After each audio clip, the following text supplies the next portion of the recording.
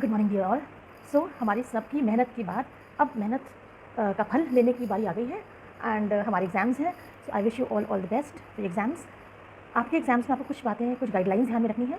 उनमें से सबसे पहले इंपॉर्टेंट जो गाइडलाइन है वो ये है कि आपको प्रिपरेशन के साथ एग्जामिनेशन हॉल में समय से जो भी तय समय है उससे कम से कम आधे घंटे पहले पहुंचना चाहिए, so that you are able to locate your room, you are able to locate your seat and you do not miss on anything. Number 2, हमें अपने साथ क्या चीज़ें कैरी करनी है। हमें एक एडमिट कार्ड कैरी करना है, जो कि हमारा एडमिट कार्ड प्रेफरेबली लैमिनेटेड होना चाहिए।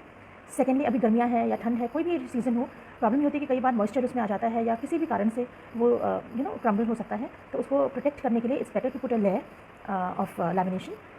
नेक्स्ट, स्टेशनरी, हमें अपनी अप्रोप्रिएट स्टेशनरी कैरी करनी चाहिए। न्यू फ्रेश स्टेशनरी होने से फ़ायदा ये होता है, एक तो हमारी जो इच्छा है ना अंदर से वो होती है कि हम लिखें उसमें, and it helps you in writing good answers because you feel like writing, right. Next would be, it's always advisable to carry a water bottle, a small water bottle. अगर बड़ी वाटर बॉटल आप carry नहीं करना चाहते, because आज हमें पता है कि कोविड-19 के सिनारियो में, पैंडेमिक के सिनारियो में we need to at all costs avoid exchanging items with the other people.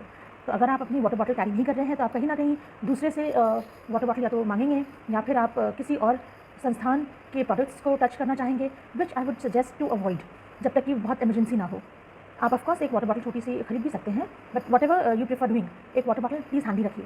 Next, एक हैंकरचिफ ज़रूर रखिए, नीट क्लीन हैंकरचिफ, बिकॉज हम सबको पता है कि आजकल I mean this is basic hygiene, but still आज हमें पता है कि एक हैंकरचिफ हमारे लिए कितनी इंपॉर्टेंट है। कई बार मास्क है, उसका एक किसी भी साइड का थ्रेड टूट गया या कुछ भी ऐसी प्रॉब्लम आती है, at least we have something to cover our mouth, so उसके काम भी आएगा ना। ऑफकोर्स क्लीनिंग वाइल स्नीजिंग, उसके काम तो आएगा ही आएगा। उसके अलावा बहुत इंपॉर्टेंट है, एक फ़ोटो आईडी प्रूफ अपने साथ कैरी करें हम। वो फ़ोटो आईडी प्रूफ आप बहुत ध्यान से कैरी कीजिए and please do remember to collect it once you are done with the examination. ऐसा ना हो कि आप अपने फ़ोटो आईडी प्रूफ जो ओरिजिनल आप कैरी कर रहे हैं उसको वहीं छोड़ दें। और इन सब चीज़ों को बहुत ही कायदे से रखने के लिए आई वुड एडवाइस कि एक क्लियर पाउच, पेंसिल केस या पेंसिल पाउच कैरी कीजिए, जिसमें आप ये सारी चीज़ें रख दीजिए। क्लियर पेंसिल पाउच का मतलब होता है जो ट्रांसपेरेंट होता है, ताकि जो भी एग्जामिनेशन सेंटर में लोग हैं वो भी देख सकें कि उसमें आपके पास सिवाय स्टेशनरी, रिक्वायर्ड स्टेशनरी आइटम्स के और कुछ भी अननेसेसरी आइटम नहीं है और आप कैरी नहीं कर रहे हैं उसको, so that avoids again wastage of time. क्योंकि कई बार होता है हम वॉक कर रहे हैं, भाग रहे हैं एंड या कोई भी चीज़ हमारी स्टेशनरी आइटम गिर गई रास्ते में या छूट गई, एक ही जगह कलेक्टेड है, वेल अरेंज्ड है, तो वो हमारे लिए ऑफकोर्स बहुत ही appropriate way of handling stationery items होगा। Next very important aspect is to of course wear a mask. मेरी एडवाइस आपसे ये है कि आप डिस्पोजेबल मास्क प्रीफर कीजिए, so that after every exam आप अपने मास्क, और इन केस आप अफोर्ड कर सकते हैं तो हैंड ग्लव्स भी आते हैं, दे नॉट वेरी कॉस्टली, आप उनको भी वेयर कीजिए एग्जामिनेशन सेंटर में।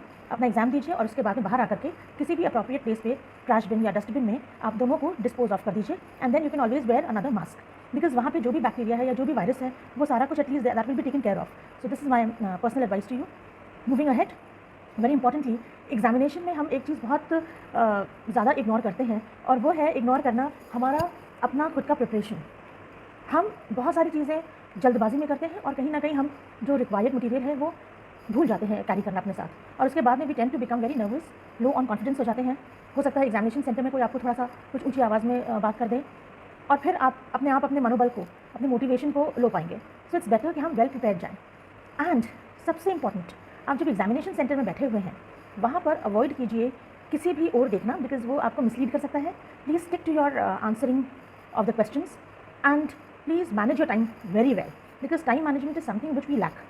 कई बार हम क्या करते हैं, जैसे रीडिंग पैसेजेस है, तो उसमें हम क्या करेंगे, in case I get an unseen passage और अ रीडिंग पैसेज, तो हम उस कॉम्प्रिहेंशन को पढ़ने में बहुत समय वेस्ट करते हैं। हम 2, 3, 4 बार उसी को पढ़ते जाते हैं without understanding the context in which we are suppose to read the passage. So it's better that you read the questions first, if possible note down or underline using a pencil the keywords and then read the passage, ताकि आपको reading comprehension या unseen passage के time आपका waste ना हो और आपको पता हो कि what exactly are you looking for.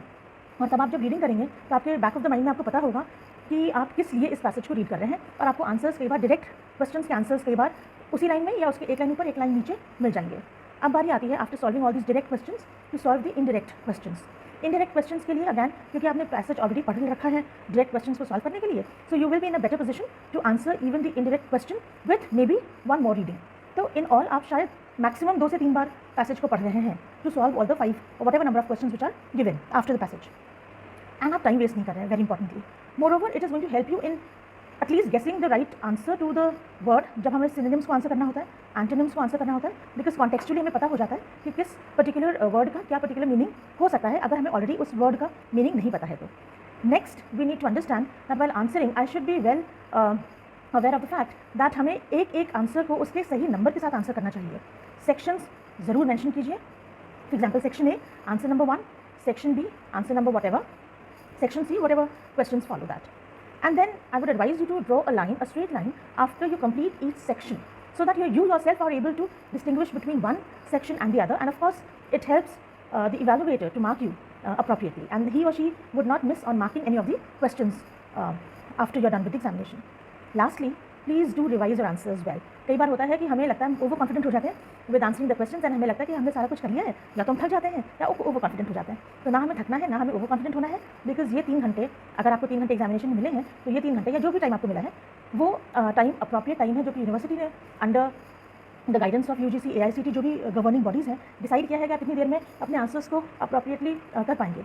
So please try to understand the time management, discipline way में चीज़ों को लेना, एंड अप्रोप्रिएटली अपनी स्टेशनरी को कैरी करना बहुत काम आएगा आपके आंसर्स को एक वेल डिज़ाइंड वे में प्रेजेंट करने में। And then of course when you leave the examination hall, do remember to collect all the items that you carry to the place, and जैसे कि मैंने बताया, please do dispose of your disposable mask and the gloves in case you carrying them. So I hope that these guidelines are going to be helpful in giving you a nice experience. All the very best to you once again, and I know that you all know everything, you're well prepared, but the only thing is that we need to एक compartmentalise कर लेते हैं हर चीज़ को, so that हमें पता हो कि हम सही अप्रोच के साथ एग्जामिनेशन हॉल में एंटर कर रहे हैं और एग्जामिनेशन में अपीयर हो रहे हैं। On this note I and this video, and I hope that you all fair really well. Thanks.